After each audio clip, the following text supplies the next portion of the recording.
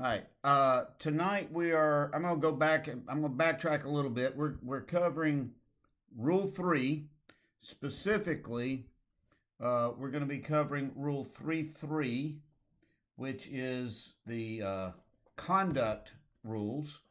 And we ran out of time last time. I'm going to backtrack a little bit um, and retread some ground. But first, I'm going to play this video for you, which is my underlying philosophy on on handling coaches and when you have players too. When you walk on, beginning when you just get to the site, at every point with everybody you interact with. So here goes. Be nice. Come on. If somebody gets in your face and calls you a cocksucker, I want you to be nice. Okay. Ask him to walk, but be nice. If he won't walk, walk him, but be nice. If you can't walk him, one of the others will help you, and you'll both be nice. I want you to remember that it's a job. It's nothing personal. Being called a cocksucker isn't personal? No. It's two nouns combined to elicit a prescribed response. I wonder if somebody calls my mama a whore. Is she? Are you supposed to be sound? I want you to be nice until it's time to not be nice. Okay. So obviously, if somebody calls you a name, gets personal, we're going to eject for that. There's no, we're not. I'm not by any stretch saying that we're not. But be nice.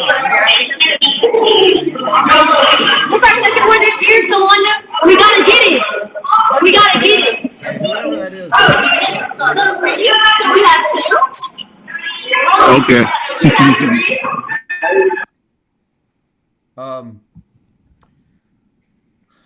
All right, so well, I thought I could switch from one to the other, but apparently, here we go. So we're gonna be nice. You know, don't go out there like you're suffering from an inflamed hemorrhoid.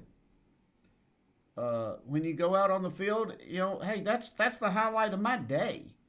You know, you could be at work. You know, just think about that. You could be at home cutting the grass or getting fussed at by the old lady. You know, any number of things. But you get to go out on a baseball field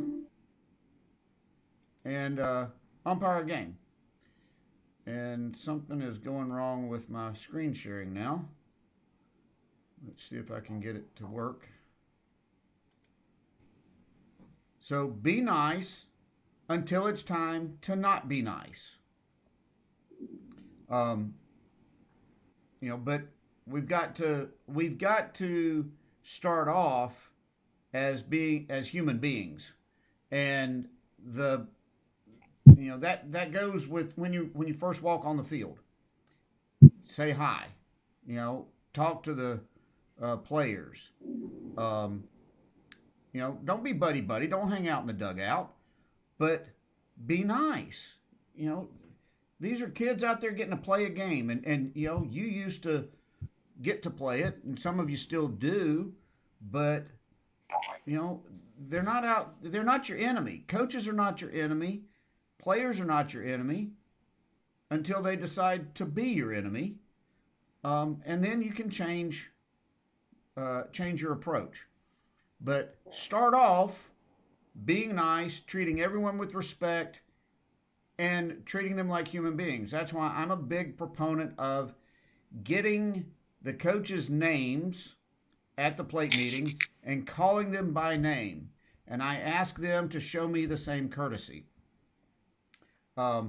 It's hard to get, or harder, to be irate with a person whose name you know, instead of being some evil umpire that all they do is know you as Blue. You're not a person. You're just some entity. But if they know you as Bill, it's more personal. It's a little more difficult for them.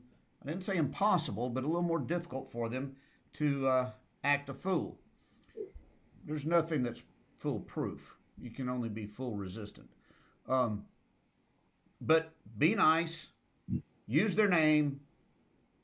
Ask them to use your name, and have conversations when they come out. Settle them down if they come out and they're all agitated. Say, hey, hold on, Brian, I'll talk to you, but you're not going to yell. But I'll talk to you. Just settle down a minute. And they're probably used to umpires who won't talk to them, and so they're expecting to just be shut down. So, give them a chance to say their piece. As long as they're behaving, don't let them wave their arms and take their hat off and kick dirt and all that stuff. But, just settle them down and let them know, I'll talk to you. All right, so that's my overriding philosophy. So let's look at the rules. All right, Rule 331 is actually on page 31 of, well, that's the, let's see what page it's on in the 2026 book. 331 is on page 31 of the 2026 rule book. But I'm still working on my 2025 book because it's where I've got everything highlighted. So there's 3 categories of offenses in 331. A common myth is that you cannot eject somebody without restricting them. That is absolutely untrue. In the book, 331 Article Rule 3, Section 3, Article 1, A through E is broken down into things which, if they happen at the end of playing action, you're going to issue a warning. F through K, and there's several items under F, are things that you have the option, based on how severe it was, to either warn or restrict or eject without necessarily doing any of the previous ones. And then L through Q are things that, by rule, you are to eject without warning, without restricting. All right, so let's go through these. So I've already touched on it. Ejection, handling situations does not just mean ejecting. A lot of times it means covering things before it becomes an issue. You see a guy warming up with an illegal glove. Try to catch it when he's warming up. You see that he's using an illegal pitching position. Call the coach over and say, hey, look, see what he's doing right there? All right, I'm going to give you a chance to fix that so I don't have to ding him on it when the game gets started and he's got a runner on. Preventative umpiring. Handle those situations, talking to people and getting things, putting out fires, little fires, before they become dumpster fires. You got to be confident. Confidence comes with knowing your rules and knowing what you're doing. Confident is not arrogance. So be approachable. Remember, any reasonable question deserves a legitimate response. Any legitimate question deserves a legitimate answer. Now, you may think it's a stupid question, but if they think that it's legitimate, don't talk down to them. Don't big league them. Don't act like they're an idiot, even if you think they are. Be respectful. They've got a job to do. Sometimes their job is at odds with our job, because our job is to enforce the rules, and their job is to win ball games. Their job is not to know rules; it is to win ball games. But again, Start all of that as soon as you start building up credit in that bank as soon as you come onto the field. Okay, so specifically, the first set of things for which you know, which I talked about in that group A through E. Says a coach, player, sub, attendant, or other bench personnel shall not A. Leave the dugout during a live ball for an unauthorized purpose. Okay. The most common example of that is coaches love to just hang out outside of the dugout. There's no level of baseball where that's allowed. But, I mean, I deal with it in college games. I deal with it in high school games. You know, you don't see that in professional games much. They don't hang out outside the dugout, but, you know, they might come out when they're not supposed to. So let's look at page 30, situation A in the case book. Somebody needs to mute themselves. I think that's you, Dan. 325 situation A. I'm sorry. No. 331 situation A. Scores tied. B2 hits a single to right and scores R3. Several players leave the dugout to congratulate R3. So at the end of playing action, the umpire will issue a warning to the coach of Team A and eject the next offender. If a warning has already been issued, all players leaving the dugout shall be ejected. Again, let's don't break out the sledgehammer right away.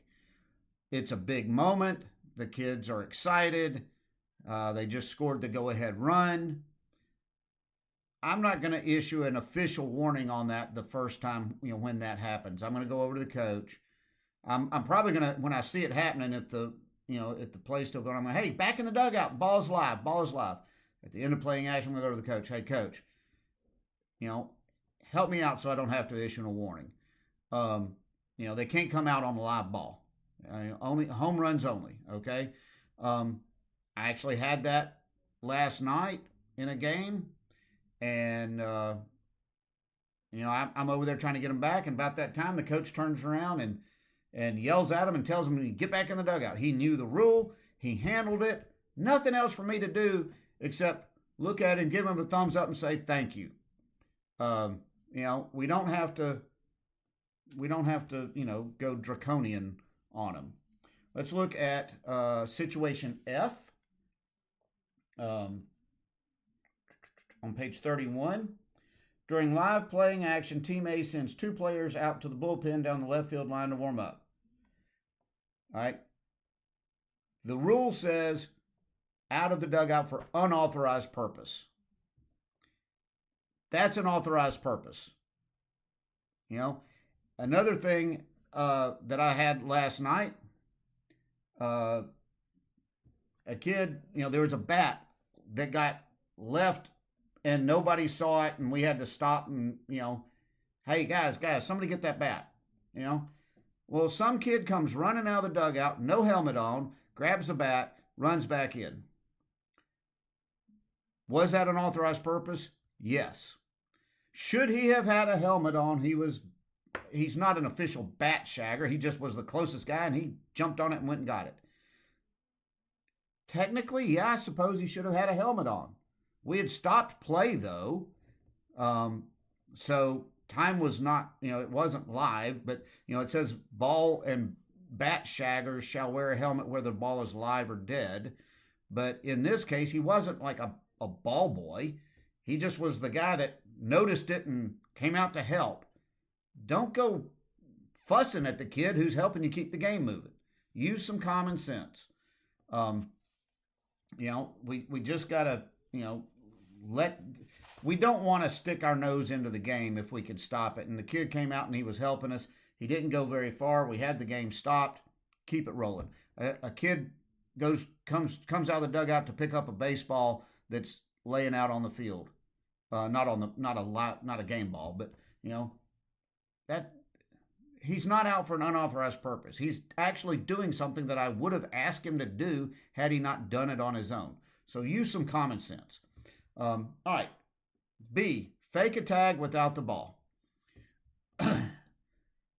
First thing I want you to know is that high school baseball is the only rule set where a fake tag is illegal.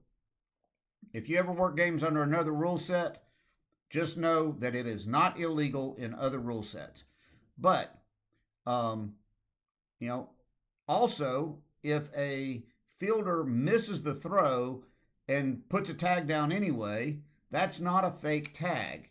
He actually thought he had the ball, and in one motion he went. That's not a fake tag. A fake tag is where he doesn't have the ball, doesn't have any chance of the ball, and yet he is trying to make the runner stop or slide to gain an advantage. It's usually not going to result in a base. Bill, I got a question. Do what? I got one question. I'm sorry. Okay. I know you said high school. Does that apply to middle school with the fake tag? Yes, thank you for I will clarify that. When I say high school, I mean high school, middle school, anything under NFHS. Anything played under the NFHS rule set, I just refer to it as high school, but it does apply to middle school as well. I meant as opposed to NCAA or OBR. So a fake tag usually is not going to result in a base award because, it's usually a runner coming into second and he fakes a tag, the guy slides in. Well, that happened. His guaranteed award, because it is obstruction, his guaranteed award is the next base beyond the one he last legally occupied, which was first. So he's guaranteed to get second. Well, he's already there and the throw wasn't anywhere near there. So, yeah, he's going to obviously get second. However, if you feel like that caused him to slide unnecessarily, the ball is still out in the outfield, and he would have gotten a third, you can, as with any obstruction ruling, award additional bases that you think would nullify the act of obstruction. So you can award more than that. Note that a fake tag is a warning and the next offender is ejected. So, it's not just, hey, that's a fake tag, don't do it. You do need that one is one that I am going to, because that's an intentional act. That is one that I am going to go ahead and give the warning about because he's trying to gain an advantage. All right. C, carelessly throw a bat. All right. Let's look at this, and this is not, we're not talking about slinging a bat.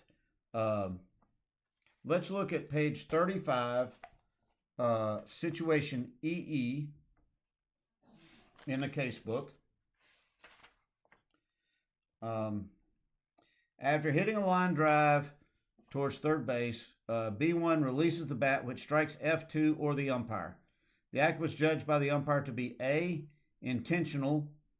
Well, obviously that's going to be malicious contact if it was intentional. Or B, unintentional. Ruling in A and B, this is a delayed dead ball situation. In A, the offender will be ejected from the game because, he was, he did it intentionally. It's malicious contact. If B1's fair hit ball is a base hit, B1 will be replaced with a substitute runner. Keep note of that. He's replaced. Or in B, the umpire will warn the coach of that player's team that the next player on that team to violate the rules shall be ejected from the game. All right. It is never an out. Never, ever, ever will a slinging the bat result in an out.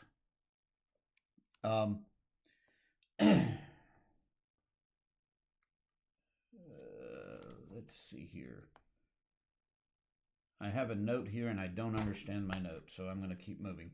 All right, let's also look at page 36, situation NN.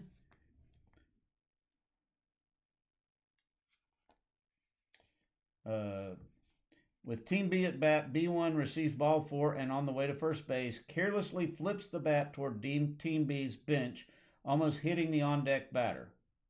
After hitting a ground ball, or B, after hitting a ground ball to F5, B1 flips the bat behind the back as B1 advances to first base and the bat strikes the catcher, or F1 while backing up home plate, picks up a bat and tosses it out of the way, but in doing so almost hits the plate umpire. In A, B, and C, the umpire shall issue a team warning to the head coach of the player committing the infraction. So, that's just them, not being careless about it. Again, never an out, just a warning. Sure wish I could figure out what that 1C note meant, but oh well, I can't. But this is a little different than a bat flip. A bat flip could be considered taunting, and we'll get to that later on. All right, D, wear bandanas. I don't care. I know in some of y'all it might be an issue in some parts of the country where that's a gang sign and all that. That's not anything here. E, hit ball to players on defense after the game has started. I've never seen that. I guess that's the one rule that they all know they can't do, So penalty for this first group is at the end of playing action, the umpire shall issue a warning to the coach of the team involved, and the next offender on that team shall be ejected. In B, it's also obstruction. B is the fake tag. In that group, you're going to wait till playing action's over and issue a warning. Now, the second group, Rule 331F. All right, so let's look at 331. We have F through K. F has a whole lot of items under it, listed there. So, commit any unsportsmanlike act to include but not limited to. All right, so 331F is pretty much your sportsmanship rules, and and that's where most of your ejections and discipline will come from. F1, use of words or actions to incite or attempt to incite spectators' demonstrations. So that could be the coach out there arguing, waving his hands and arms and hands, taking his hat off, turning it sideways, just being obnoxious. That is something that we cannot tolerate. We need to tell him, hey, stop it. I'll talk to you. Put your hands down. Let's have a conversation. You're not going to yell. You're not going to act this way. And if he continues, get rid of him. Let's look at page 33 in our casebook, situation T. The defensive team's head coach comes out of the dugout to argue a call. During the argument, the coach A, swears at the umpire. Goodbye. B, makes contact with the umpire. Goodbye. Or C, turns to the crowd and incites the spectators. Ruling in A, B, and C, the umpire judges the coach's actions to be inappropriate, to put it mildly. The coach shall be ejected even though the coach had not received a previous verbal or written warning. Let me read that again. It doesn't say may. It says the coach shall be ejected even though he had not received a previous verbal or written warning. He went straight from nothing to gone. Do not let them tell you that you have to warn them first. They don't get a free shot. All right? So they just have to act right. All right? So, 2, use of profanity, intimidation tactics, remarks reflecting unfavorably upon any other person, or taunting or baiting. So I had again last night. I had lots of interesting stuff last night. I had a player uh, got a hit, came around the throw came into the second baseman. He was off the bag, and he's going, throw it, come on, throw it, trying to bait him into making a throw. I told him to knock it off. Told the coach, issued a I didn't issue an official warning. I told the coach, look, I'm not going to issue an official warning, and I was talking to the player and the coach. I had them both right there. I'm not going to issue an official warning, but when you were sitting there saying throw it, throw it, throw it, that's taunting. Actually, is more baiting, which is also illegal. But anyway, I said you can't have that. All right. And kid was like, oh yes sir. You know, he didn't know. He's just being a goofy kid. I didn't need to drop the hammer on him anymore. Had no more issues out of him. It was handled. Obviously, some of these things are going to be more severe. Profanity is an issue that I get a lot of questions about. I can tell you my personal philosophy on it, but do what your assigner says. If you're in my group, this is what I say. I'm not the assigner, but you know what I mean. If a kid is cussing at himself, I'm going to tell him, hey, watch it, language. He's frustrated with himself. He's talking to himself. If he is cussing at me or at another player, he's gone.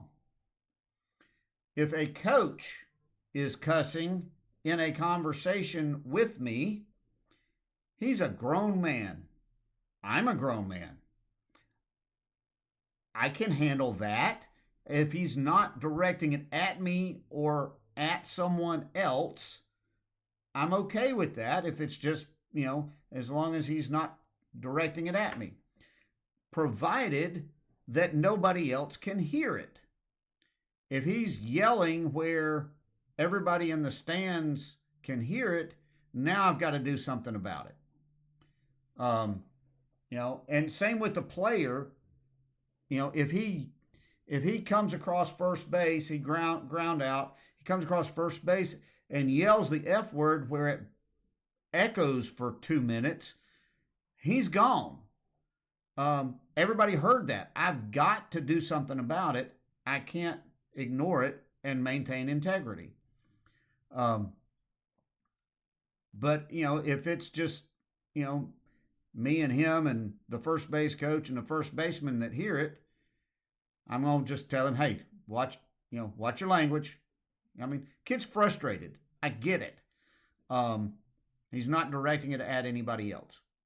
Okay, cool. Can live with that. So that's my benchmarks. As long as it's not directed at anyone else and nobody else can hear it, I'm either going to correct it if it's a player or just ignore it if it's a coach. He's a grown man, so am I. All right. Use of any language intended to intimidate. I mean, I don't really think I need to explain that one. If they're, I will say that, we got again, last night, I had to shut down one of the teams. Every time the pitcher got to ball 3, they started going, ball 4, ball 4, ball 4. And I'm like, hey, knock that off. You can sit over there and make animal noises or whatever you want to do, but don't direct anything towards opposing players. Number 4 is a catch-all. Behavior in any manner not in accordance with the spirit of fair play. Telling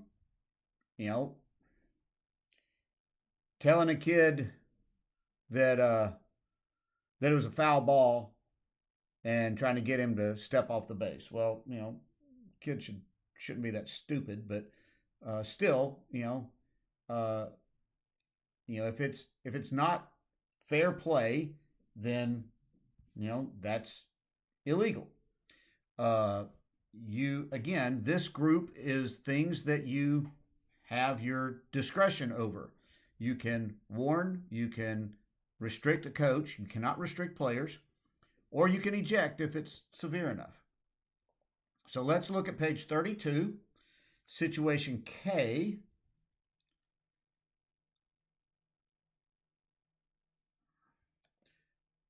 R3, teammates in the third base dugout start yelling, "Squeeze, squeeze," on each pitch as the pitcher starts the pitching motion. The umpire requests players refrain from continuing. Coach replies that there is no rule prohibiting such action. After a warning, the coach may be restricted to the dugout or, if warranted, ejected for failure to comply with an order from the umpire. All right.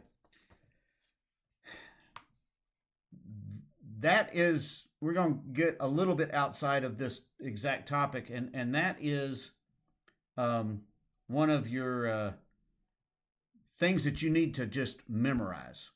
So let's look at page 64 of the rule book, Rule 10.1.1.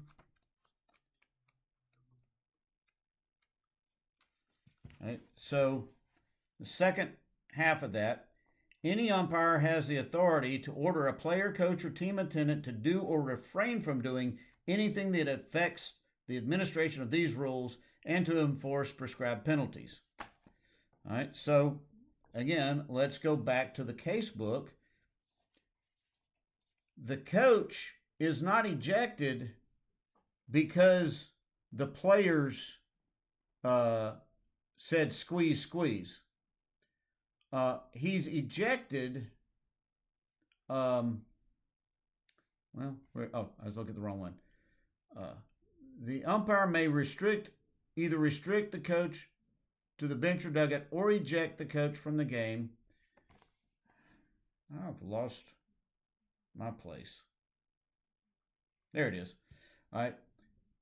After a warning, the coach may be restricted to the dugout or, if warranted, ejected, not because the players did it, but for failure to comply with an order from the umpire. There are a lot of don't do that's in the rule book. Things that they say you can't do, but there's no specific penalty. So the recourse for someone after being warned, you do have to warn them first. The recourse for someone continually violating something after they've been told not to is to eject them from the game. Rule 10.1.1, and backed up with this ruling, ejected for failure to comply with an order from an umpire. They've got to do what we tell them to. And he can say, well, there's no rule that says I have to. Yeah, there is. Rule 10.1.1. He's not going to know what it is. Rule 10.1.1. You got to do what I say. Don't like it? Talk to Indianapolis. Get them to rewrite the rules. But today, you're going to do what I say, or you're going to the bus. Simple as that. Obviously, again, you cannot restrict players. You can only eject them. The only thing you can restrict a player for is illegal substitute, not for any behavior issues. A coach you can restrict, or you can just get rid of him. You know, sometimes the best way to deal with a problem is to remove it. So, all right, number 5, being in live ball territory, excluding Tim's bullpen area, during the opponent's infield practice prior to the start of the game. I'm not going to be there for that. I don't care. I mean, how am I going to enforce that when I'm not even on the field? When I walk out there and we start the plate meeting, both teams got to go to their dugout. So I'm never going to see that. Don't care. Any member of the coaching staff, all right, let me just stop before I get onto this. A common myth is that if you restrict or eject the assistant coach, that the head coach, for any reason, that the head coach has to go as well. That is not true. The only time, singular, only time, is 331F6.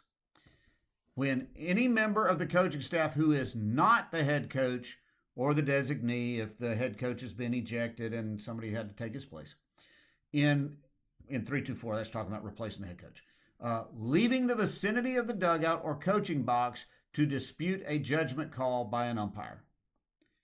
That is the only time that the head coach gets restricted or ejected as well. Actually, you would not eject the head coach. You would, even if you eject the assistant, the head coach would only get restricted unless he did something on his own to warrant ejection.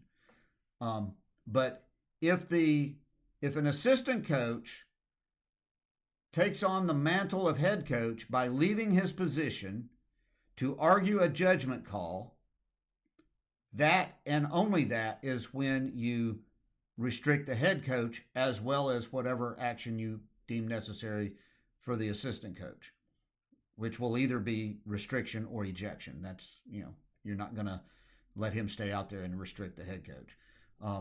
So that's the only time that can ever happen. So let's look at page 34 in our casebook. Situation Y. The runner on first following an attempted steal. The assistant coach for Team A, who is coaching first, steps toward the base umpire but remains in the vicinity of the coaching box and asks for clarification from the umpire about the play. The coach commits no other 331F violation, ruling there is no penalty against the assistant coach for this act. Why not? I thought you just said that if he leaves his position, because he didn't leave his position. He can ask questions. He can go, what was that? And we should answer, unless he's just been a turd the whole time. Then we can say, hey, coach, I will talk to the head coach. But, we're not going to restrict him or eject him just for asking a question. We may not answer him. We may not talk to him. We may tell him that we're not going to talk to him. But if he doesn't leave his position, he's not in violation of this rule. This rule is for when he leaves his position. Either comes running out on the field, which he's not supposed to do that in Alabama anymore anyway, or he leaves his coach's box and comes down towards the plate. So, just understand where you stand on that. And then number 7, confronting or directing unsportsmanlike conduct to the umpires after the game has concluded and until the umpires have departed the game site. So this would be a post-game incident. And it is actually more serious than anything that happens during the game. Because at this point, he should be out there taking care of his team. The game's over. So you've got to make sure that you report any post-game incidents. It's easy to just ignore it because you're walking off the field. Don't, because you're leaving, you're setting the next crew up for having to deal with all sorts of trouble. So go ahead and file that report. Your state association will get in touch with them, and they will take that. I mean, the penalties for a post-game incident is more than an in-game incident. It is more serious than in-game. So, they're going to take that serious. All right, so now we have finished F. F is the things that are conduct. I mean, well, it's all conduct, but F is sportsmanship. All right, so now we have 331 G through K. No one shall enter the area behind the catcher while the opposing pitcher and catcher are in their positions. Commonly that happens when they're warming up. We're not talking about a coach. He's got to go around to his box, his coach's box, and he's in the other dugout. Well, it's proper baseball etiquette to go behind the catcher. So we're not going to ding him for doing that. We don't want him cutting across the infield.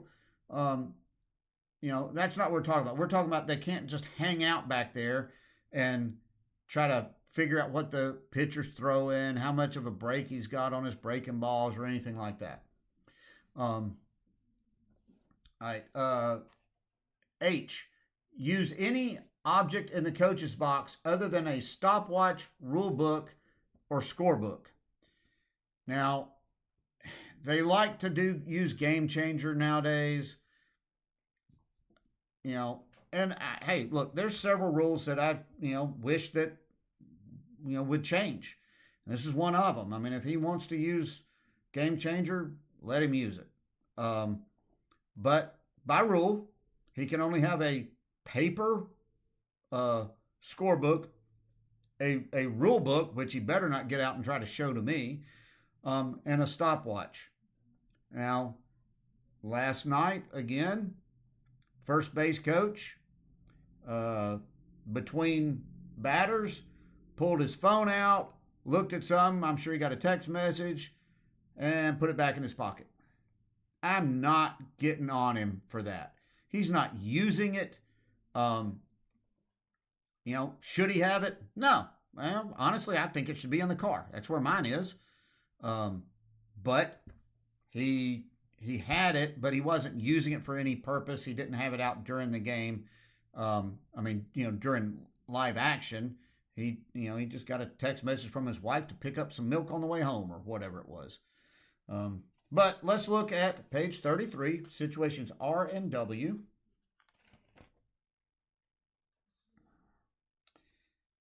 An individual occupying a coach's box has A, a miniature radar gun, B, an electronic device included but not limited to a cell phone, smartphone, tablet, notebook, or netbook or notebook computer. Ruling illegal in A and B, the umpire may either restrict the coach to the bench or dugout or eject the coach from the game.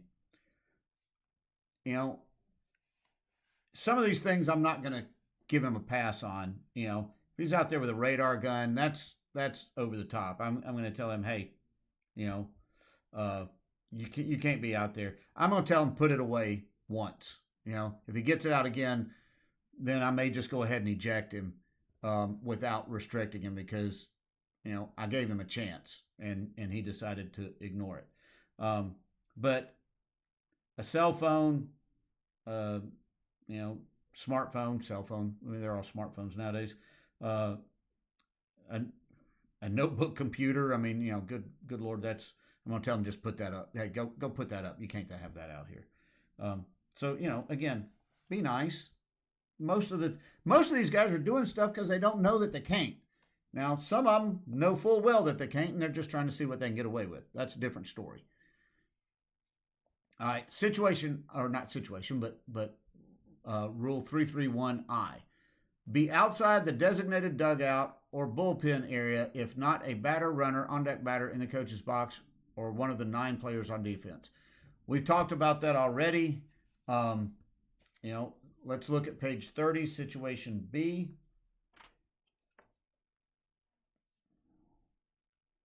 Team A's catcher is using, wrong one. 331, situation B.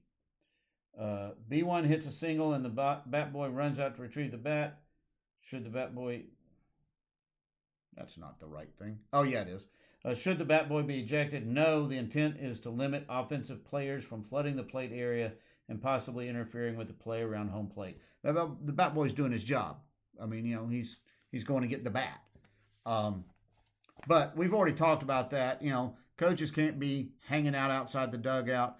If a coach is sitting on a bucket, the bucket is half on the concrete and his feet are out on the dirt, that is a booger I'm not going to pick. He's close enough to being in the dugout. I'm talking about we can't have 3 coaches on buckets lined up in front of the dugout. That's just, can't have that. They can't stand in front of the dugout.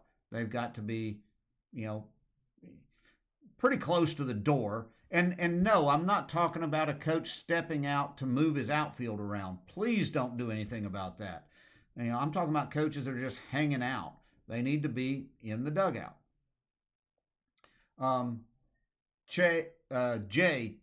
They shall not charge an umpire. In Alabama, we have pretty well fixed this by not allowing coaches to cross the foul line. If they want to talk to the base umpire, they go to the halfway mark between home and third or first base, and we are required to go over and talk to them. So it's a win for both of us because they can't go running on the field acting a fool, but we can't ignore them. When they want to talk to us and they go stand at the line, you are required to go talk to them. Now, they can't come across the line. That doesn't mean we've got to go all the way to the line. You should get at least within 10 to 12 feet, but you don't have to get up there where, you're rubbing bellies with each other. But he can't follow you across the line, so you can go over there, have a conversation with him, and then when the conversation's over, if he's wanting to continue, say, look, we've been round and round on this. I've told you my ruling. I'm going to go back over there. When I turn around, you need to be back in your dugout. And off I go. And if he follows you, he's gone. If he's still standing there, then, you might restrict him or eject him. Just depends on how it goes. Use your judgment. Now also on that, if they want to talk to the plate umpire, they can't enter the dirt circle around home plate. So same thing. Now, if a coach is on a trot over to the line where he's going to talk to you, that is not charging you. If you ever want to see what charging an umpire looks like, look up the George Brett pine tar incident. That's charging an umpire. But just because he's hustling, that's a good thing. Don't get mad at him for that, because we want them to hustle because we want to get the game going again. All right, so 331 F through K. What's the penalty for those? Shall warn the offender unless the offense is judged to be major, in which case an ejection shall occur. A warning may be verbal or written. If written, the offender shall be restricted to the bench or dugout for the remainder of the game. If a coach has previously received a verbal warning, then he shall receive a written warning and be restricted to the dugout. If he has previously received a written warning, he will be ejected. He shall be ejected for any subsequent offense. Any offense judged to be major in nature shall result in an immediate ejection. So that's a whole lot of words to say you can do whatever you want. You can give him a verbal warning, you can give him a written warning, or you can eject. It's entirely up to you. You can do whatever you want, with the exception of F6,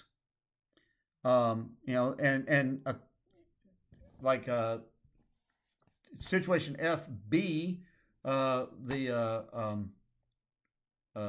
fake tag, that's going to come with a warning. But a lot of those, you're just going to do whatever you feel, is most appropriate. So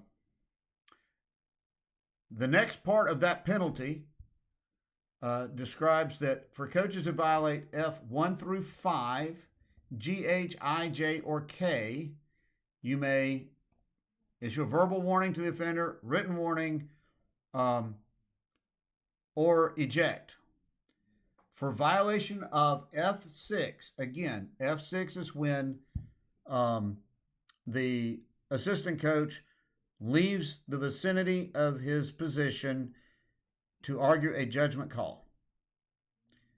And right here in the rule, it says for violation of F6, it doesn't say that for any other rule.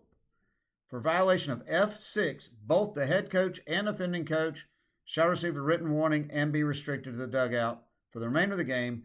Unless the offense is so severe, the umpire may eject the offender and restrict or eject the head coach. Now, again, the head coach is going to have to do something on his own to warrant ejection. He gets restricted for the actions of his assistant. He does not get ejected for the actions of his assistant.